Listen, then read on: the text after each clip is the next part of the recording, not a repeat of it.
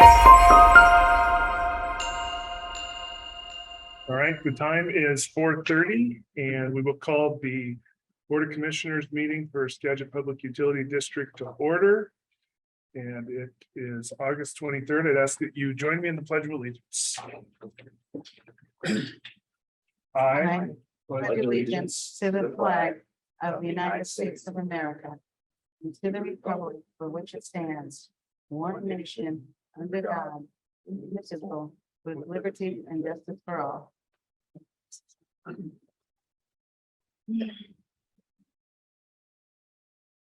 Right, so with that, we will look for a motion to approve the consent agenda items. I just lost my screen. 1 through 5. I move that we approve the consent agenda. Items 1 through 5. Second. We have a motion and a second. All in favor signify by saying aye. Aye. Opposed? And that passes. On to audience comments. Looks like we have all staff in the room tonight. We check Zoom here. If you're on Zoom and you want to make a comment, just raise your hands. Looks like we're all staff there as well. So with that, George, you were up with the manager's report. All right, thank you, Commissioner. Good afternoon, everybody. I do have a few things to update you on.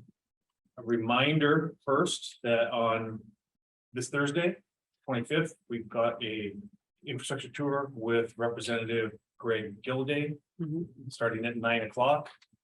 And we're planning to meet at the Division Street Pump Station, 9 o'clock, spend a little bit of time there, and then go up to Judy Reservoir after that. But you should have the invite on your calendar, I believe. Recap from a couple of weeks ago. We had our first strategic planning work session on August 12th. I think that went well.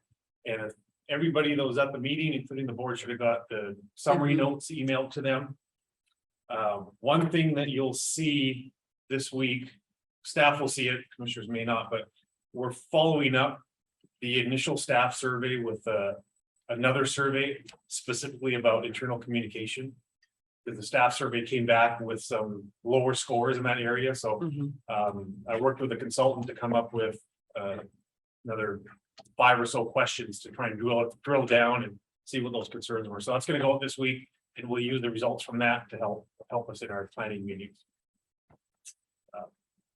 The planning committee has 2 more meetings for the strategic plan on next Monday, the 29th, and then September 12th.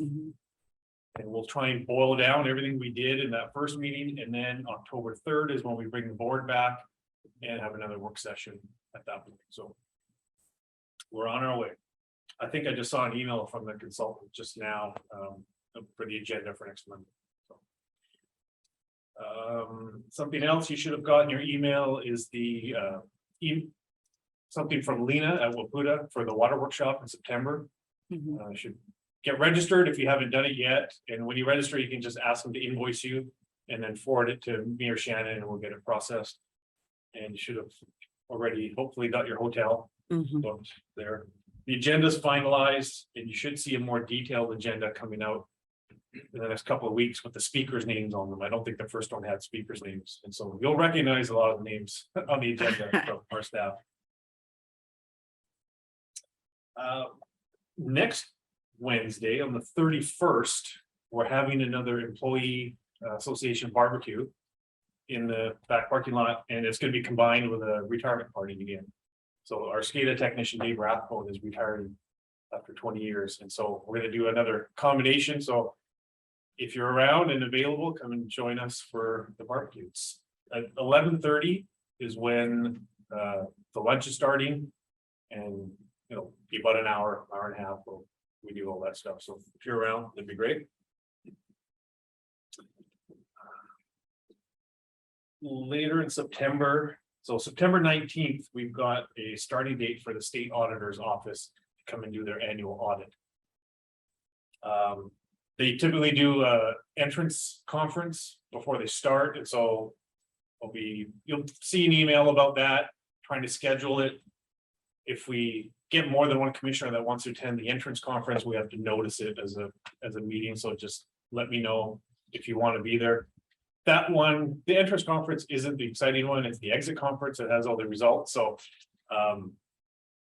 But you'll see the information from the state auditor's office, and then just let me know if that's something you want to attend.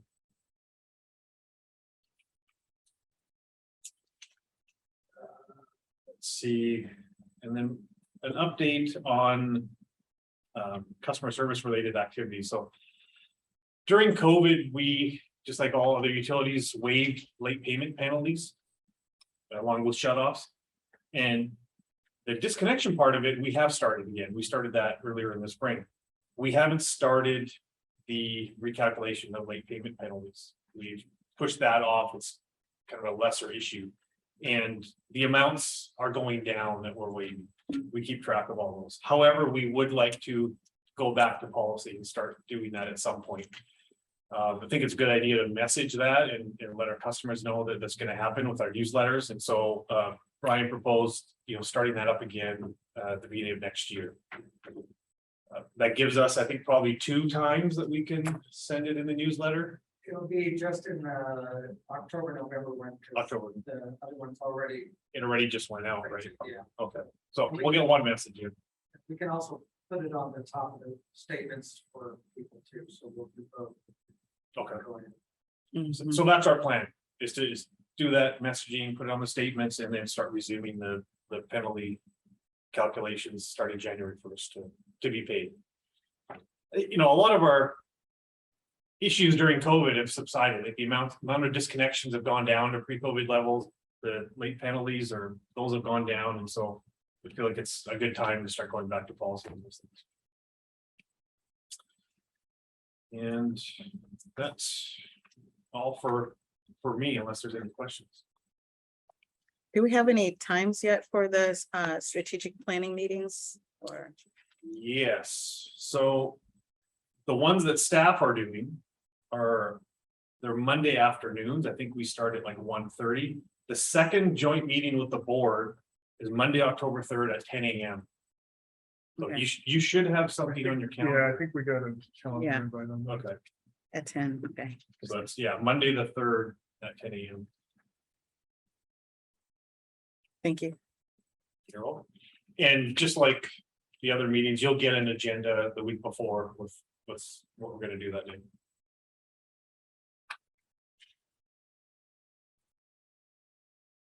Wait, you said it was Monday the 3rd, Yeah, so that's the same day. Oh, no, Yeah. We also have again afternoon.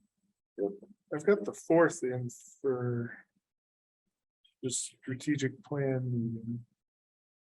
oh wait, The 3rd is. the I mixed it up tour. with that tour. Yeah, you're right. Okay, Let me go back and check that. Yeah, I've got it. Okay. I've got it on the phone. Yeah. Let's look that up. all right. Any other questions of George this evening? So with that, we will go into Community Relations Department updates. All right, Kevin must be on Zoom this evening. I am zooming it. Good evening, commissioners. Can you see my presentation? Yep. Great. So I just wanted to provide you some information about our community relations activities since my last update at the end of April. So let's see here. There we go. So over the last couple of months, we've focused on educating our elected officials about the valuable and innovative work, here we're doing it here at the PUD. And I believe you all have joined us in some of those tours. Back in April, we had the VIP tour of the transmission line project pullback with Skagit County Commissioner Wiesen and State Senator Wagner. So in June, State Representative Rommel joined us for a tour of the micro hydroelectric project at East Division and visited Judy Reservoir. And as George mentioned, this Thursday, State Representative Gilligan will be getting a similar tour of the micro hydro project and the water treatment plant. And additionally, I know that in October, we have a tour with the Swinomish tribal community at their facility. And I just really think that these tours are valuable activities for our utility to continue to engage in. Print and earned media. The pipeline newsletter continues to be a content source for our other communication channels.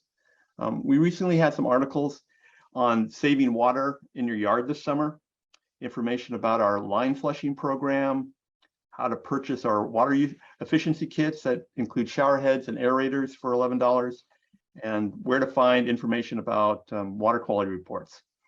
Recently, I've had some customers ask about shutting off the water in an emergency. So we're going to focus on our October issue. We'll have an article about how actually to locate your master water shutoff valve in your house, a reminder about our new leak adjustment policy, the Skagit Ale Trail that's still going on this fall, and information graphics about how water is lost how much you lose when you have a leak.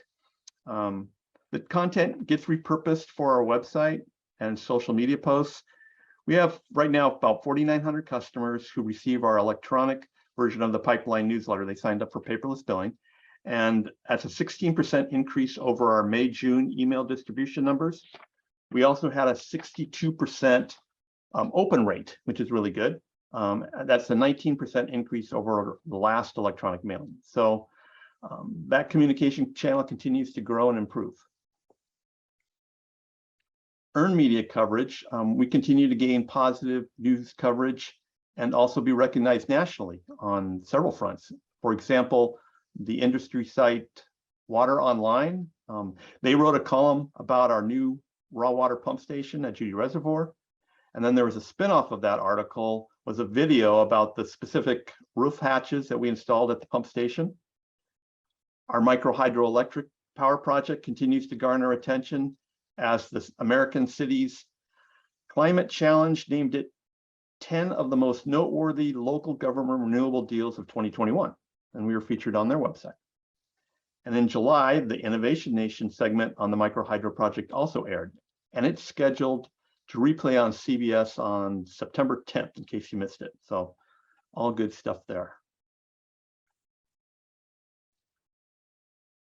We continue to expand our use of social media platforms to educate, inform, and engage our customers. Facebook is our most active platform. So far this year, our page reach, which is the number of people who saw any content from our page or about our page, including posts, stories, and ads, it's up 164%. And our new page likes and follows are up 168%. Our Facebook post about the Judy Reservoir to Mount Vernon transmission pipeline project, it reached over 42,000 people, and that's a bigger audience than the Skagit Valley Herald can deliver. Wow. Yeah. We highlighted the Rain Barrel People's Choice Award for the Skagit Farm to Pint Roadshow that the PUD helped sponsor. And then we supplied water bottles. I did a post on water bottles for Allen Elementary's end of the school year play day. And we really got some cute photos of the students showing off the bottles and saying thank you. So they were really appreciative of that. We also use other social media channels, including YouTube, Twitter, Instagram, LinkedIn, and Nextdoor. You may not be aware, but August is National Water Quality Month, and we have a video running about imagining life without access to clean water. And with all the hot weather we've had recently, we also created a video about the importance of staying hydrated, so drink lots of water. And then George's update to the presentation to the Mount Vernon City Council is posted on several sites, and there's been, of course, several interesting comments attached to that from folks. But slowly and surely, we're continuing to grow our online reach and presence. We kicked off our new website development with the Granicus team in mid-July, plus the agenda management and the Gov delivery platforms. Right now, we're in the discovery phase with that. The agenda management platform will probably touch you the most in your roles as commissioners. There'll be some new tools to use, which should streamline our agenda preparation process. Gov Delivery is a web-based email subscription management system, allowing the public to subscribe to news and information on the PUD's new website. The Gov Delivery user can select specific topics that interest them. For example, if you're a contractor and you subscribe to our bid document page, then you can be notified when a new project is posted for bidding and via email or by text. So that's going to be a new, real nice tool. And Shannon and I are teaming up to launch the website and the platform sometimes after the first of the year if things continue to go well. We have a training next week that's going to be for a couple hours. So we're really gearing up for that project. And then finally, with the size and scope of the Judy Reservoir to Mount Vernon transmission pipeline project, we knew that good communication with property owners along the route would be critical. Early on, we did have a couple hiccups as we were trying to define everyone's communication roles and responsibilities and figure out where I plugged into the equation, helping the project management team like Mike Benton and Brant Barnes and Michelle Peters. So one of the first steps we took was to establish a weekly communication meeting to review issues, address property owner concerns, and really be proactive in our communications about construction. We keep a communications log on all our contacts with property owners. I also sit in on the bi-monthly construction coordination meeting with the contractor so I can see what's coming up and we can do some preparation in our communications. There's just really a wide variety of issues that come up that have to be dealt with on a timely basis. For example, there's vandalism, trash, property damage along the route. Sometimes we've had an upset neighbor because we cut down one of their favorite trees along Fox Road.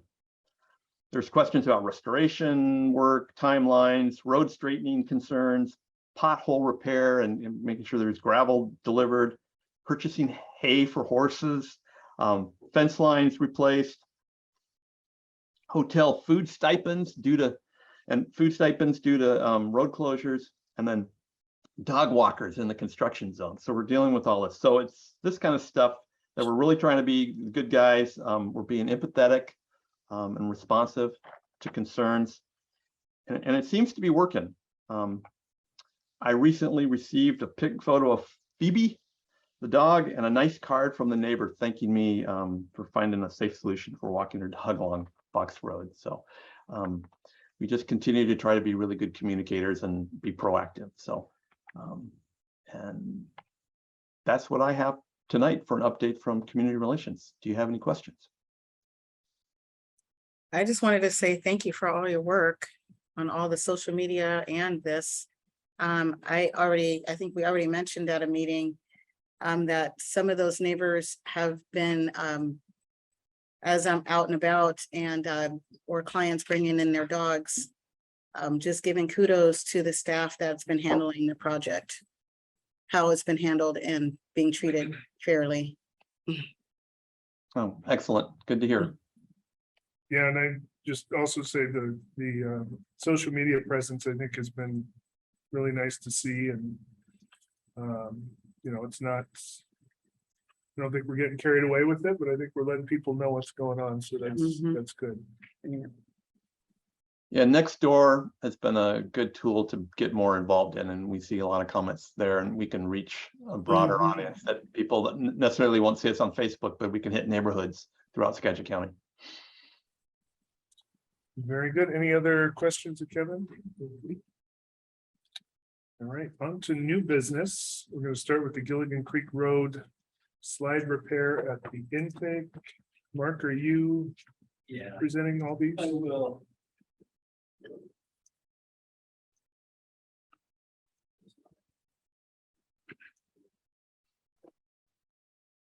Great. Thank you. Yeah, so we've got 3 projects that we're requesting an award on. The first one is the Gilligan Creek slide. This is a little slide. Well, it's a pretty significant slide. It's about 100 feet long. And it's just downstream of the Gilligan intake, right up at the top.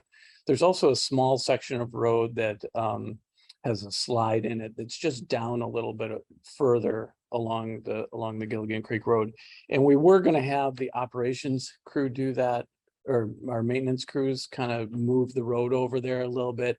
But as long as we've got the equipment up there and trucks and mobilized. We just put a little bit more effort into this project, and the contractor will take care of both of those at the same time. And then Mike Fox and Patrick and those guys can work on some other maintenance activities. So we are requesting award here.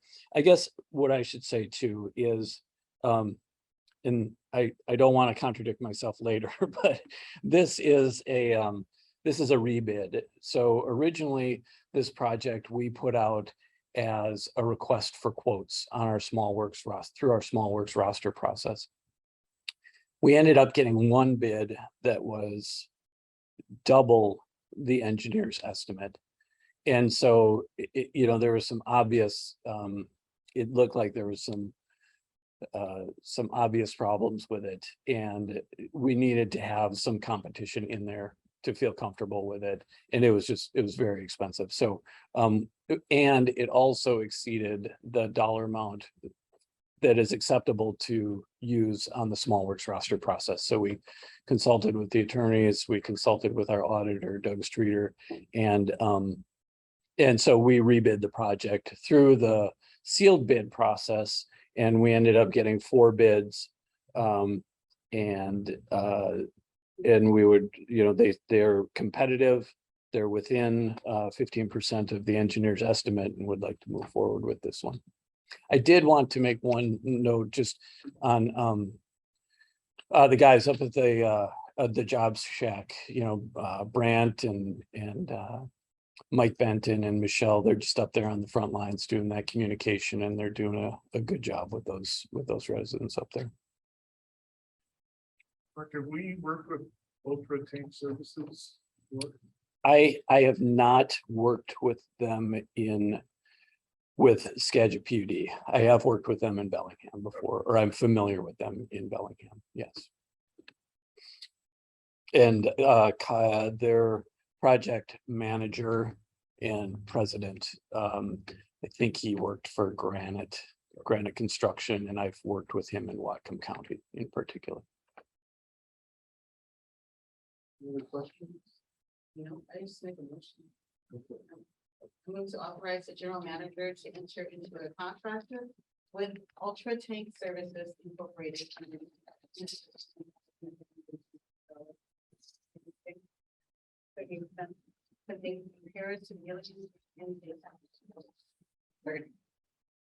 We have a motion and a second. All in favor, signify by saying aye. Aye. Opposed? Okay, that contract is approved. It looks like we're on to the Satterlee Road to Caddy Street pipe replacements. Gibralter to Driver Road, phase 1. Yeah, it's a long title. Very long time. We refer to these as the Fidalgo projects, and the Fidalgo projects actually include the Bridgeway Reservoir abandonment, but that one is really the Bridgeway Reservoir is set up pretty well for just doing a tie-in. So our maintenance crews are going to do that. So we're bidding these other 2 projects. What they do is they maintain fire flow at once the Smilk Reservoir is taken down, and it is down. So we're going to do these projects. This restores the fire flow or improves it for handing it off to the city of Anacortes. These are also some couple of main pipe replacement jobs that are, they're replacing some AC lines that have a tendency to require repair. So this is part of our obligation under the transfer agreement. And we got really good bids on this one. And there were 9 bidders total. And I was a little surprised by that. And we got some really good numbers. So we're excited about this one. We're excited about all of them, but we're excited about this number. What, after these are done, what else has to be done? Yeah, so we need to complete the Bridgeway Reservoir abandonment, just getting those done. And that's a total of about 400 feet of pipe that needs to be installed. There's also, so the way the agreement is set up, there's kind of, when we were talking with someone from Anacortes, there's the way the agreement is set up currently, it provides an opportunity for us to share customer data, and they look at our books, and then they kind of merge in and then take off with what we have. They're going through a metering program and that they need to replace their meter heads and set up new accounts and stuff. And so what they want to do right now, we haven't really dug into the details, but they would like to have just a clean connect, just a clean cut, like we end and they start, just like that. So what else has to happen? So after these are done, I think that my understanding is that the transfer process can take place over the course of a year. But what I told them is I want to get these off our books before the end of the year. And then in January or February, we can work on them with the metering aspect and getting those services transferred. So really, after these projects are done, we need to decide a coordination time to transfer that meter data. That's it. Well, that's it for now. It's much more complicated than that, I'm sure. And Kevin will be involved, and there's going to be, we're going to need to get some communication, but that's I guess the simple version. Yeah, the billing frequency is different between us and the city, so there's messaging that needs to happen. The ownership of the meters and all that. So there's the coordination and communication will then be front and center after these projects are done. Yeah, and even after, we're going to get people who, I'm sure some customers will be calling, right? Who do they go to? How do we direct them? Already from people who've moved to Seagull from Anacortes, and how they're already confused about the billing just in the move. Yeah. So that's where Kevin steps in. Kevin helps out. He does a lot of good organization. Buffer work for us. Social media information. We need the frontline guys too, so they help. So I'll participate. So we'd be looking for a motion to approve the contract with Trico companies in the amount of $379,254.55 for the Driver Road, Satterlee Road to Caddy Street pipe replacement project, and Satterlee Road to Gibraltar Road to Driver Road Phase 1. So moved. Second. Motion to second, all in favor, signify by saying aye. Aye. Aye. Opposed? Okay, that passes. And then on to the award for the chlorine scrubber replacement. Yeah, so this one has been our dry scrubber up at, well, currently we have a wet scrubber at the water treatment plant. And we've gone through a number of steps to it's old and it needs to be replaced. And we've gone through a number of steps to come to this point to bid the project. We purchased the material. Prior to that, we had some design work done. And now we've gone through this bid process to hire a contractor to install the equipment. This bid was done through the small works roster process, and the maximum allowable award under that is $350,000. So this is at $349,692. So we're just below it. So it just makes that level. Along with the small works roster process, there's also lower thresholds for things like the engineer's estimate. If this were a sealed bid, then we would have to be within 15% of the engineer's estimate. Going through this, we had a number of questions that needed to be answered before we felt comfortable recommending an award, or even recommending award. We put a lot of thought into this. And I kind of lay it out in the memo, but ultimately the electrical component of this project was much more than we anticipated. And it was an anomaly in both the bids. And speaking with one of the contractors, well, looking at the bids and seeing who the electrical subcontractors were, they were two different outfits. So it's not like we had one person who was giving two very high prices to each of these guys. Some other considerations that we had kind of overlooked, it was the way the bid prices were distributed throughout the bid, which caused us to back off a separate alternative that we were looking at to award it. But ultimately, we think that it's in the best interest for the district, just from a risk standpoint, a bid risk standpoint, changing environment. I mean, bidding is just wild. It's like a wild west out there right now. It seems, we're taking some pretty good swipes at these numbers, and we're still low. And so I think it's a fair bid. I think it reflects the market, and I think we need to do the project. So that's what it boils down to. Yep. And we are.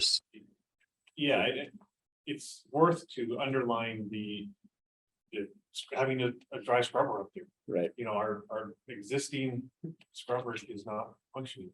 Like Mark says in the memo, it's one of our critical safety systems, but it's at the end of its useful life. Right.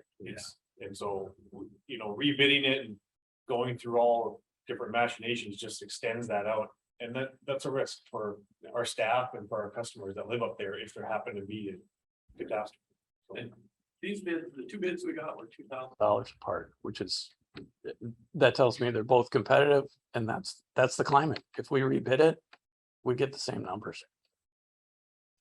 What was that, Luke? And I appreciate you sharing the math and the backstory on that. It's very useful and it's critical.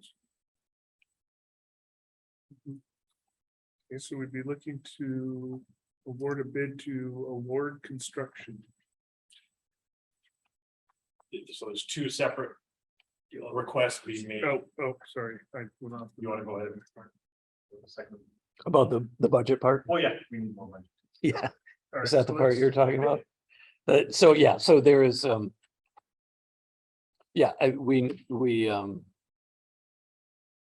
We'll be looking for a motion to enter into the contract with Award Construction for $349,692, including sales tax. And then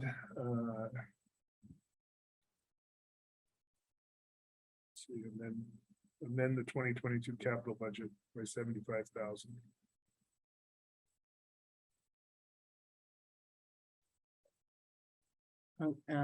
So moved. I don't remember those numbers. So moved. We have a motion And a second. in a second. All in favor, signify by saying aye. Aye. Opposed? Okay, that one is done. So you're gonna be busy here now. Yeah. We're with this, we're lining up a couple of additional projects too. So this is what we like doing. Thank you. Thank you. So then we just have a couple of informational items there, the usual monthly budget status for July. And Judy, Reservoir data. Any commissioner comments this evening? I don't have any. None for me. I have nothing for you, so with that, we will adjourn at 5:03 PM.